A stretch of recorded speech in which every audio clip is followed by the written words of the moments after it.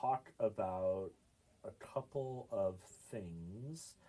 Um, okay, Faye says, I'm starting with the stories of the battles of Jericho and Ai. People were told not to take treasure with them from Jericho.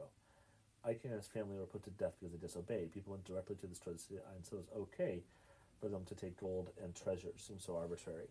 Yeah, great question. A couple of things about the Old Testament that does seem arbitrary is, arbitrary but yet consistent.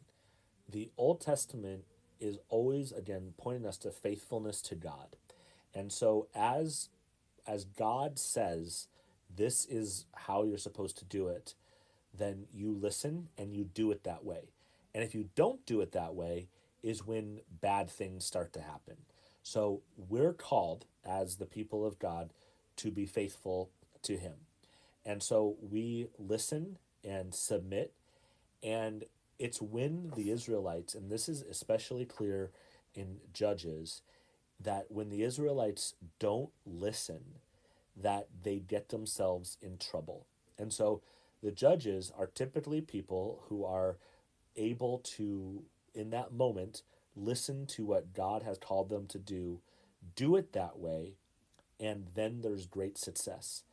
The success is coming not because of the ability of the people, but because of the ability of God to do it. This is, of course, most clear to me in the battle with Gideon.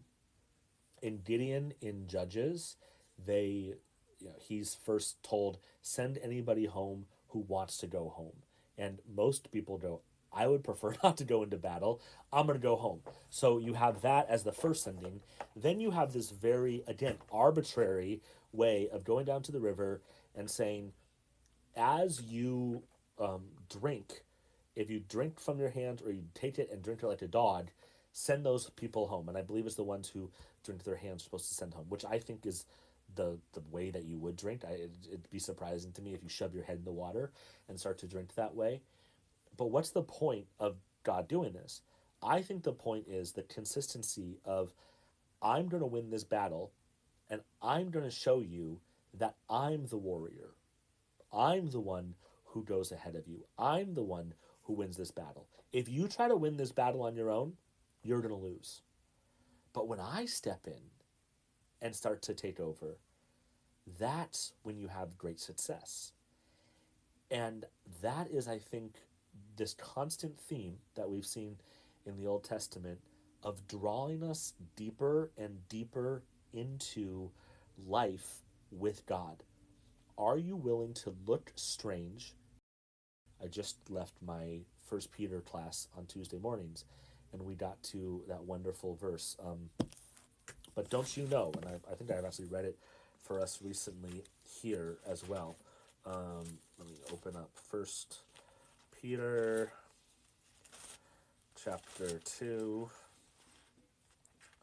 Of course, when you struggle to find it, there it is. First Peter 2, 2:9. But you are a chosen race, a royal priesthood, a holy nation, God's own people, in order that you may proclaim the mighty acts of him who called you out of darkness into his marvelous light. First Peter 2:9. Don't you know who you are? Don't you know that you are this unusual people? That, hey, Gideon, be unusual. I know the world says the way you're supposed to win the battle is by having a huge army, well trained, and you go in there and you win.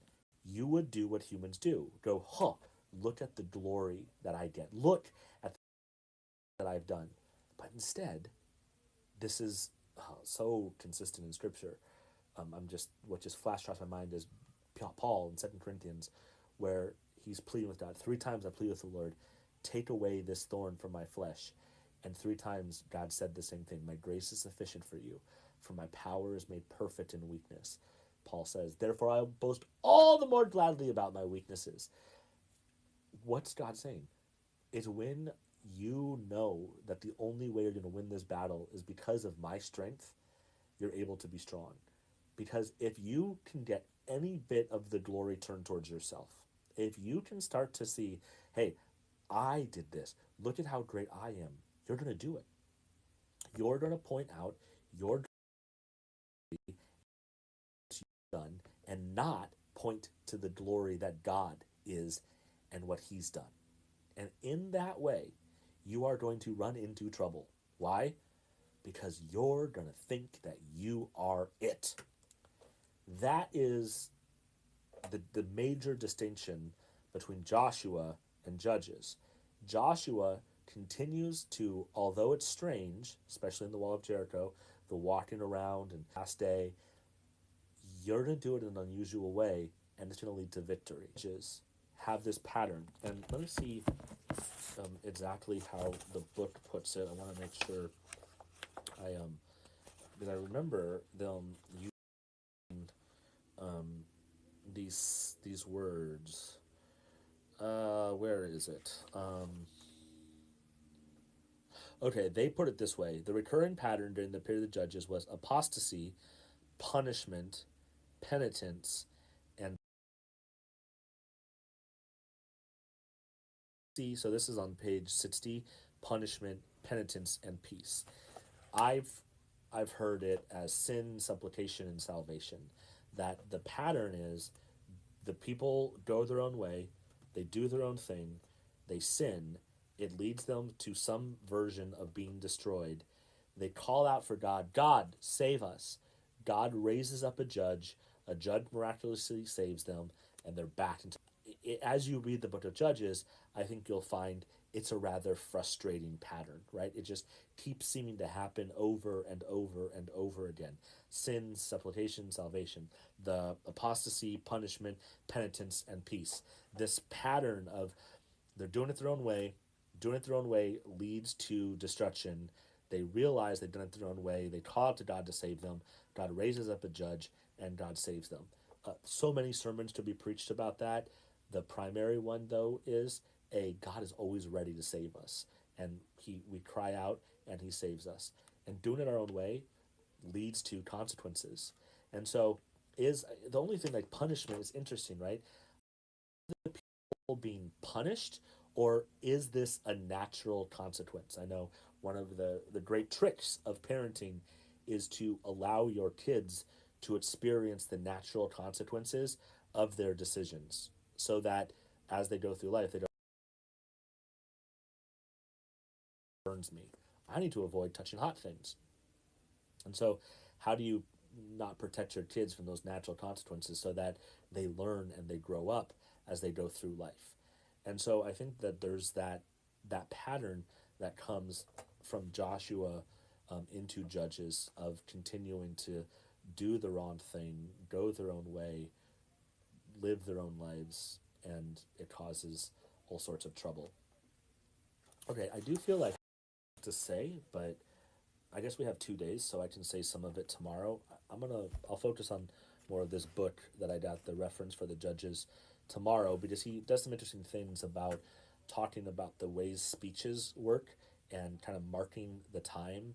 But the overall theme that he argues for is he says the way that the time is brought about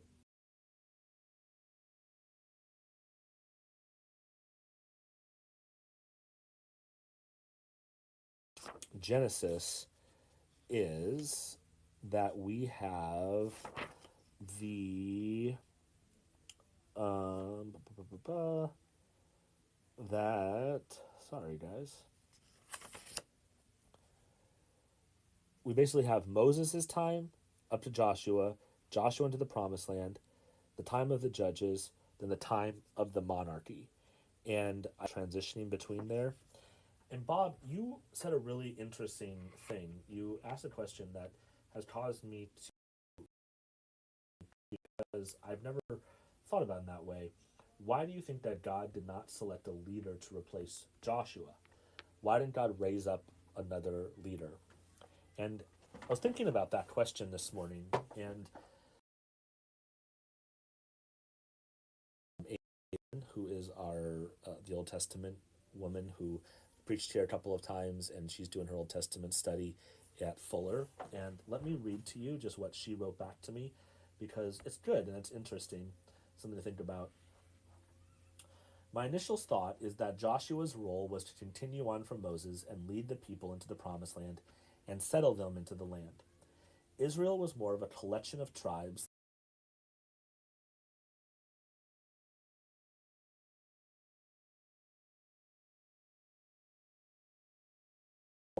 may have the other nations. One of the resistance of Samuel when the people demanded a king, for Yahweh was king. In Judges, the people do not act as a united people group when issues arise. Some tribes band together when needed to fight off other people groups or nations, but there was a lot of infighting. Even when Saul arises as king, there is some question of it. He was more like a tribal chief than a king of united monarchy. It may have been only under David and Solomon that Israel was a united kingdom. So it is interesting. Here was, and my thoughts kind of fall right in line with Amy's, which is also helpful, but interesting. So, as I wrote in the devotion today, I finished the book, the Hamilton book by Ron Chernow, and fascinating book, well written. If you have, it's a long book. If you have some time on your hands, worth your read. It actually, it was so well written that it made me think I should go.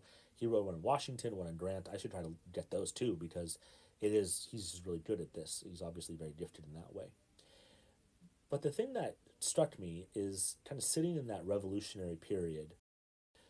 The and this illustration will circle back, I promise you. The United States, when we were the original 13 colonies, were really 13 separate colonies. And each one had a very distinct personality, right? Maryland was that Catholic stronghold from Queen Mary. Pennsylvania had its own thing from William Penn. Massachusetts, they all had their own very distinct personalities. A lot of the reasons they came over from Europe, personality, and they didn't play nicely together.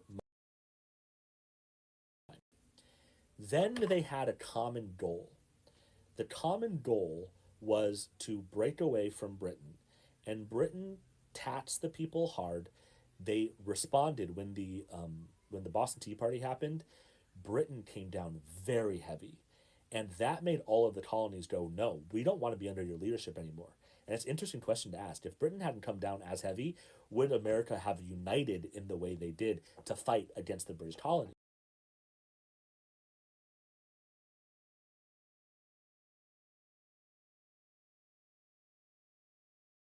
Really brought them together. Then they had a new problem. And the question that I think Chinru Band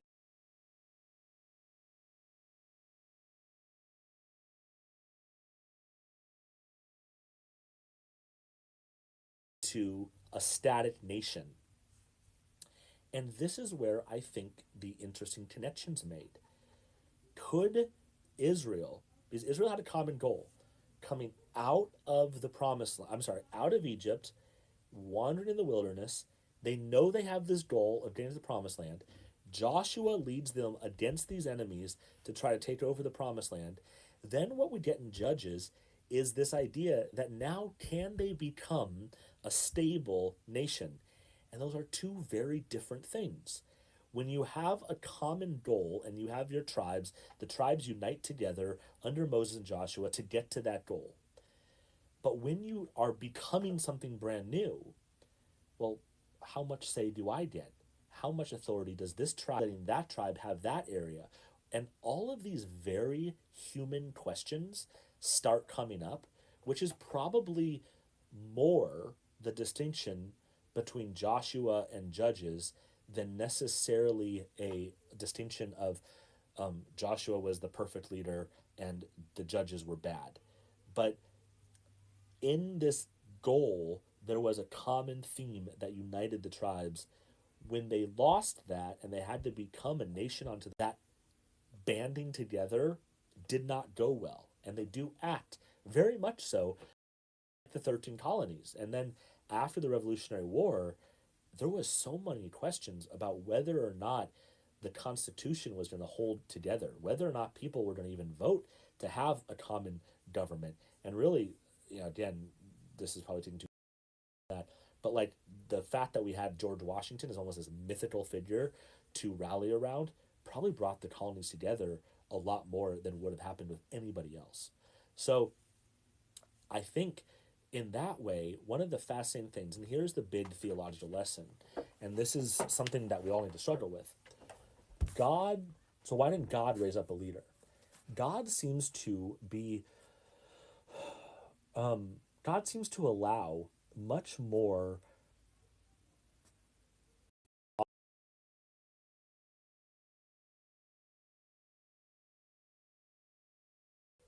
to play themselves out in human history, and Him redeeming, walking with, understanding, bringing together, despite the fact that His people very much act like normal people.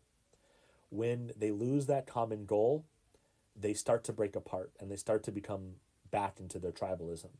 When they lose the common focus, there's infighting. And so instead of going, I'm sovereign, I'm going to make them do what I want them to do, is fascinating how in these stories of Joshua and Judges, we really see the brokenness of people coming out. We really see the decisions that we make, the human nature of losing the common goal and so then backing off from the commitment that we had to the greater purpose, but instead wanting to be comfortable with our people in our tribe. And we understand that because that's human nature, right? That's no different than the 13 colonies acted. And they were, so I think, I guess what's so beautiful about it is that we see this theme of humans throw in so much of our brokenness and our pain and our suffering, and then Him dealing with that in graciousness, in love, in mercy, in forming His people out of that wonderful mess, that beautiful mess, but yet He takes it and He continues to work it towards Jesus. Because remember, all of this is because we can't save ourselves. The law can't save us. The commandments can't save us. Joshua can't save us. What's going to save us? What's going to alter the whole story is Jesus. So we're getting down to the place where Jesus can enter the story. And God is graciously dealing with all of the people groups and their messiness and their craziness to get us to Jesus. So I guess the question that we can ask ourselves is it as much Joshua as it is the common goal? And then when they need to transition from being into nation with judges and kings? Interesting question. One that I would love to hear your thoughts on. So let me see if you guys have any comments here. I don't see any comments here, so I'm not. So I'm going to assume that we don't have any live comments. But I would absolutely love to hear your thoughts on any of these questions that I brought up and your responses to those as we go into tomorrow's lesson.